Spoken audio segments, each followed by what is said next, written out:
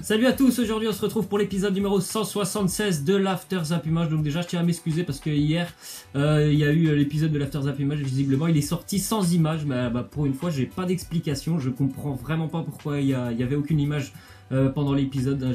J'ai tout fait normalement sur le logiciel de montage, donc j'ai pas d'explication, je sais pas pourquoi il n'y a pas eu d'image, donc je suis désolé. J'espère que vous avez quand même pu suivre un petit peu l'épisode avec tout ce que je disais. Bon sans les images c'est sûr que c'est un peu moins intéressant, mais bon voilà, c'est comme ça. Donc aujourd'hui on débute avec bien sûr la défaite de l'OM en finale de l'Europa League face à l'Atlético 3-0. Vous voyez les unes du quotidien, des quotidiens La Provence et de l'équipe aux larmes. C'est vrai qu'on est tous un peu tristes quand même, on aurait vraiment aimé que l'Olympique de Marseille puisse remporter l'Europa League. Donc on est un peu triste surtout du déroulement du match parce qu'ils encaissent ce premier but dans une situation un petit peu dommage quand même, parce que bon je pense que ce but il est évitable, ce premier but encaissé par l'OM. Donc c'est vraiment triste quand même que l'OM prenne un 3-0 comme ça, parce qu'en première mi-temps je pense que jusqu'au but franchement ils font vraiment mieux que rivaliser avec l'Atlético. Ils ont essayé de leur subtiliser le ballon, ils essayent de relancer propre. C'est là que voilà justement ils ont essayé de relancer propre et ça leur coûte un but.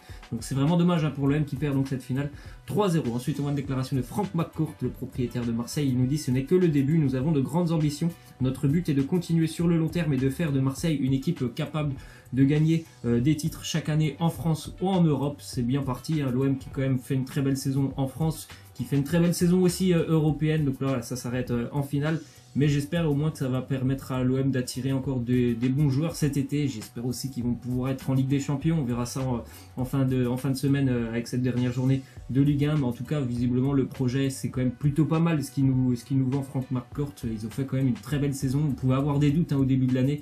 Est-ce que l'OM allait faire une très belle saison? Il y avait pas mal de doutes, notamment sur le projet, l'OM Champions Project. Donc on voit maintenant quand même que Marseille a de belles ambitions et c'est tant mieux pour le futur. Ensuite, on voit le joueur qui a été déterminant lors de cette finale, c'est Antoine Griezmann. C'est le premier joueur français d'ailleurs de l'histoire à réaliser un doublé lors d'une finale de C3 ou de C1. Donc bravo Antoine Griezmann. Je l'avais dit un petit peu dans ma vidéo explicative du match hier, tout simplement qu'il fallait vraiment que la défense marseillaise fasse attention au mouvement d'Antoine Griezmann, et on l'a vu que voilà, il a été vraiment super important pour l'Atlético offensivement. Il sait vraiment se rendre utile sur le front de l'attaque, et il a beaucoup bougé et ça a vraiment gêné la défense marseillaise, et c'est sûr qu'il a été très très efficace devant le but. Donc voilà, un très gros match pour Antoine Griezmann, et c'est tant mieux à quelques semaines de la Coupe du Monde. Ensuite on voit qu'une déclaration de Griezmann, il nous parle de Payet, il nous dit: ça me fait chier pour lui parce que c'est un pote, j'espère qu'il va vite récupérer et qu'il sera disponible pour la liste de Deschamps. Donc la liste de Deschamps déjà c'est ce soir, donc j'espère que pour Payet c'est pas très grave. Après je ne sais pas si Didier Deschamps avait déjà dans la tête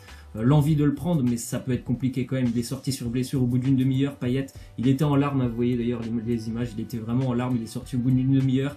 Et dès qu'il est sorti, j'ai eu l'impression que quand même Marseille a commencé vraiment à flancher au bout d'une demi-heure. Ils avaient fait une très bonne première demi-heure, bon ils encaissent ce but, mais au bout d'une demi-heure, la sortie de Payet, et en plus le non-match de Florian Thauvin, on l'a pas vu du tout du match Florian Thauvin, ça a été beaucoup plus compliqué en deuxième période pour l'OM, et c'est vraiment triste pour Payet. Déjà il perd cette finale, et franchement on attendra ce soir, mais je pense que ça va être compliqué quand même d'être dans la liste de Didier Deschamps. Donc on verra tout ça ce soir. Ensuite on voit le palmarès des clubs espagnols. Donc depuis 2014, vous voyez que les clubs espagnols ont tout remporté sur la scène européenne. Seulement l'année dernière où l'Europa League qui est revenu à Manchester United. Donc on voit vraiment que les Espagnols, ils dominent le football européen depuis déjà de nombreuses années, et même l'Europa League on peut le dire. Il y a eu seulement Manchester United et je ne sais plus quelle autre équipe avait gagné aussi l'Europa League. Donc c'est vraiment que les Espagnols depuis 2008-2010 à peu près, ils sont vraiment super intéressants, et vraiment ils sont incroyables parce qu'ils remportent tout simplement. Ensuite on voit que selon l'équipe, Adil Rami, le défenseur marseillais, devrait être présent dans la liste des 23 de Didier Deschamps ce soir. Donc c'est une rumeur. Après c'est sûr qu'aussi le fait que Laurent Koscielny se soit blessé, il faut penser à quelqu'un d'autre pour aider en défense centrale du côté de l'équipe de France. Donc pourquoi pas Adil Rami qui avait déjà été présent lors de l'Euro 2016. On verra tout ça ce soir. Ensuite on voit que donc les meilleurs buteurs français en club toutes compétitions confondues. Donc déjà dans cette liste il y a une petite erreur, il n'y a pas Griezmann qui est présent, mais il devrait être dedans. Et donc on voit qu'il y a quand même pas mal de buteurs qui seront, je pense, pas sélectionnés avec l'équipe de France ce soir. Par exemple Gomis, Thauvin, Fekir ou Ben Yedder. Je pense que bon, il n'y aura pas les trois en tout cas ce soir, donc on voit vraiment que l'équipe il y a beaucoup de très bons buteurs du côté qui sont de nationalité française, mais est-ce que Didier Deschamps va pouvoir tous les prendre ce soir? Quel choix il va faire par rapport à cette liste? Je ne sais pas. Après Olivier Giroud, pour moi c'est sûr que ça sera une certitude ce soir. Ensuite on voit que pour laisser une place de titulaire à Antoine Griezmann, le Barça est en train de sonder les clubs européens pour savoir s'il serait intéressé par un éventuel prêt de Ousmane Dembélé. Donc c'est, je pense, en plus le Barça a dû regarder la performance de Griezmann, ça les a convaincus. Ils étaient déjà convaincus, mais ça les a encore plus convaincus. Et je pense que pour Ousmane Dembélé, ça peut être compliqué l'année prochaine. S'il a envie de continuer, ça peut vraiment être compliqué. Il y a tellement de joueurs offensifs du côté de Barcelone. Donc pourquoi pas un prêt, hein. Le Barça serait en train de sonder les différents clubs européens pour essayer de le prêter l'année prochaine. Ensuite, on voit les petites infos Ligue 1. Donc du côté de Nantes, c'est officiel. Le président Valdemar Kita nous l'a annoncé. Claudio Ranieri va quitter le FC Nantes l'année prochaine. Donc on n'en sait pas plus sur le prochain entraîneur du FC Nantes. Il a fait quand même globalement une belle saison avec les Nantais, Ranieri. Bon, surtout en première partie de saison, on va dire. Le FC Nantes a eu beaucoup plus de difficultés en 2018. Ensuite, on voit le buteur du FC Metz, Nolan Roux, qui a quand même mis 15 buts avec Metz cette saison, alors que Metz est bon dernier de Ligue 1. Metz va descendre en Ligue 2. Il va visiblement quitter le FC Metz. Je pense que Nolan Roux, il n'a pas envie de redescendre, jouer en Ligue 2. Donc il y a Strasbourg qui est très intéressé par son profil. C'est vrai qu'il a fait vraiment une très belle saison. Il a beaucoup marqué aussi de la tête. Donc c'est quand même un attaquant qui est relativement complet. Je pense qu'il peut aider des équipes en Ligue 1. Strasbourg, c'est pas très loin de Metz en plus. Donc ça pourrait être une belle porte de sortie pour lui. Surtout le fait de rester en Ligue 1.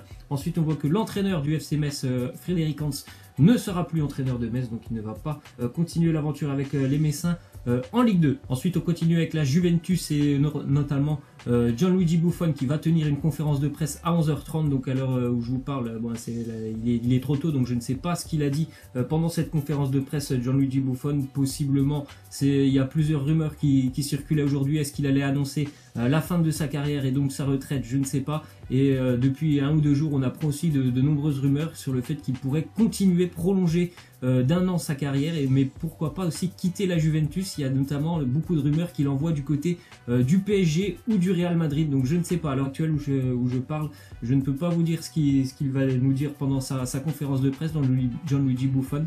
Mais ce n'est pas sûr que ça soit la fin de sa carrière. Pourquoi pas un éventuel départ du côté du Paris Saint-Germain. C'est des grosses rumeurs qui circulent en ce moment. Ensuite, on voit que Stefan Lichtsteiner, latéral de la Juventus, lui aussi va quitter la Juventus. Il devrait s'engager dans les prochains jours avec le Borussia Dortmund. Du haut de ses 34 ans, il a quand même une très belle carrière. Stefan Lichtsteiner, je pense qu'il va essayer de terminer honorablement du côté de Dortmund, certainement pour aider, je pense, Lukas Piszczek, qui est certainement l'un des seuls latérales droits du côté de Dortmund cette année. Il n'a pas vraiment de concurrence, mais il n'a surtout pas vraiment de remplaçant, Lukas Piszczek.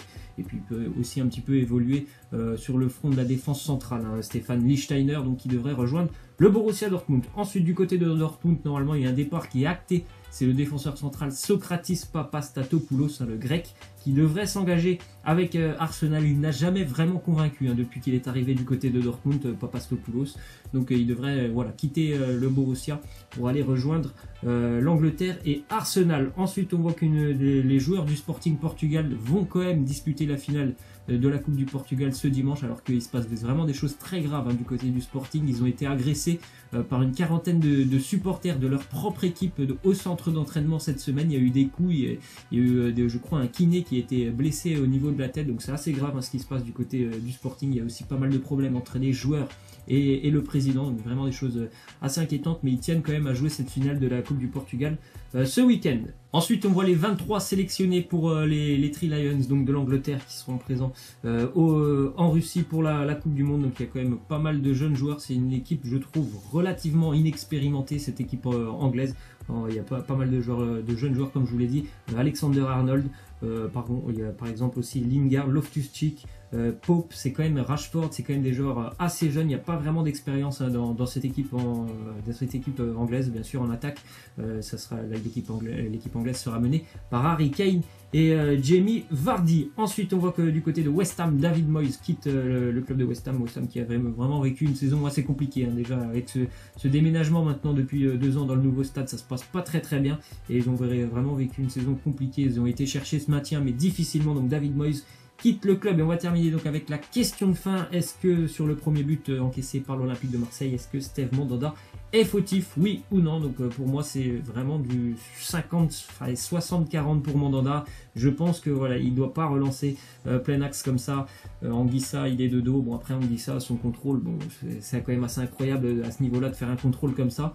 Mais je pense vraiment que Mandanda il doit pas relancer comme ça. Anguissa il est vraiment de dos. Il y a les joueurs de l'Atlético, on sait très bien qu'ils vont être juste derrière. Donc c'est sûr que ça pose un petit peu de problème. Donc pour moi oui, Mandanda est quand même relativement fautif sur ce premier but. Et aussi bon, le contrôle de Anguissa, bon, quand tu rates un contrôle comme ça, c'est sûr que là après ça peut être très compliqué. Voilà, c'est la fin de cet After Zap Image. J'espère que ça vous aura plu.